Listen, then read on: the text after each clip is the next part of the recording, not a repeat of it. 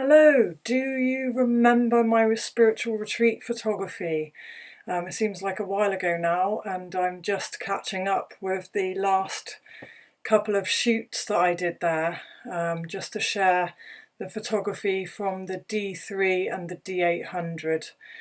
And I'm not going to share any technical information, as in my camera settings in this video. I'm just going to talk about connections with people, and how a photo shoot can, without wanting to sound too soppy, literally be imprinted in your heart. It really can, because when you connect with somebody through this creative energy, it's impossible to forget.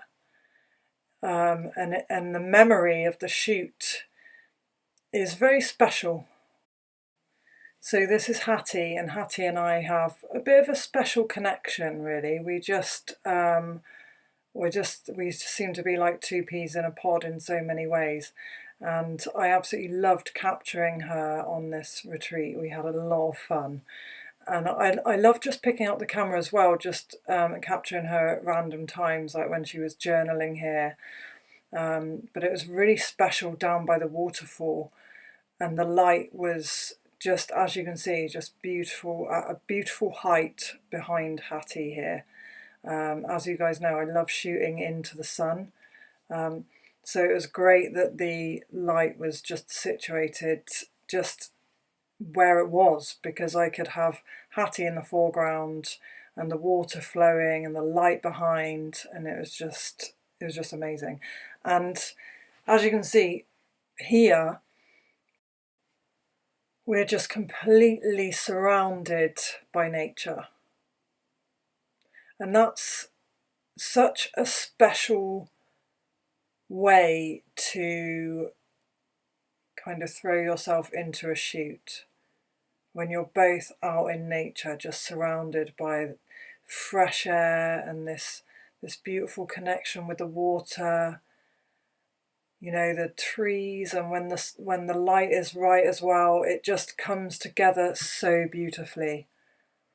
And I think that that's where you can really find some magic that is how do I say, it's like unpredictable.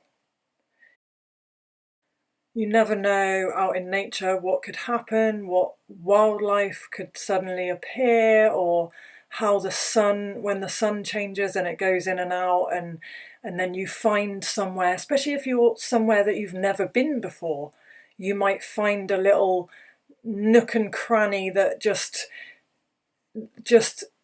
playing with the light is amazing. Like in the cave, when Hattie was sitting on the cave in the photos at the beginning. It's so magical being out in nature for a shoot. And that sense of exploration really helps the creative flow. And when you're with somebody that you connect with, like I do with Hattie, it can just take on a whole journey of its own. You know, this was such a cute moment, because she was balancing, and she kind of lost her balance, and that was what made her laugh. And it's so important, if you're shooting like in this way, to try out the burst mode, because then you won't miss moments like that. I've usually got my camera on burst mode in situations like this, and I just go between single shot and burst mode. So guys, what do you think I should do with this channel of mine, hey? I'm just exploring ideas of how to take this forward, and there's loads of variety coming up. This was such a great shoot. It was me on camera B for Matt Fluger, who is interviewing people for a pilot TV show. So I'm going to share more of this coming up soon. But it's just, I love filming the behind the scenes footage, and that's what I want to play with. I want to really bring the channel to life and find a way to make it sustainable, because, you know, as you can appreciate, there's so much time goes into this. So I'm giving some thought to this. There's been a few ideas just being thrown around about splitting the channel up, about having another channel with my kind of behind the scenes and my own modelling stuff. I quite like the idea.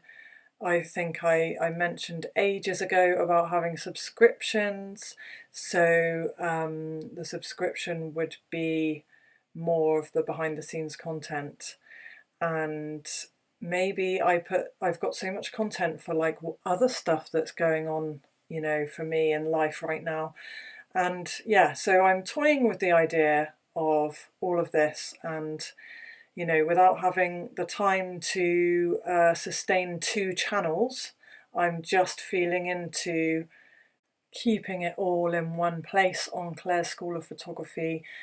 So let me know what you guys think. Should I keep my modelling and my you know, me on the boat, renovating, all the life stuff, the life lessons, the learning that I'm going through, working with various different people? Should I keep that all in Claire's School of Photography?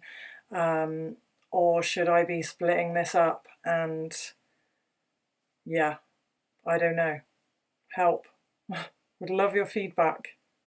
That leads me nicely on to say thank you very much for the positive feedback I've had from people. I've had a couple of emails from people saying that they love my channel, and one in particular saying that, you know, that they think more of the photos of me when I'm having my pictures taken would be great on the channel, and that they like my my spiritual stuff, you know, my spiritual inspirations being in this space as well.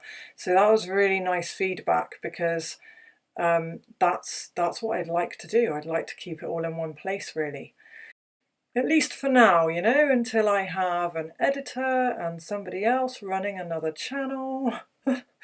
All things to come, I'm sure. Anyway, guys, drop a comment. I always love hearing from you, what you like about my channel, anything that might give me a little bit of guidance moving forward with this, and also, what if you could choose any subject to talk about on a regular basis to inspire others, what would it be and why? I would love to hear from you. I'll see you soon, guys. Take care. Bye bye.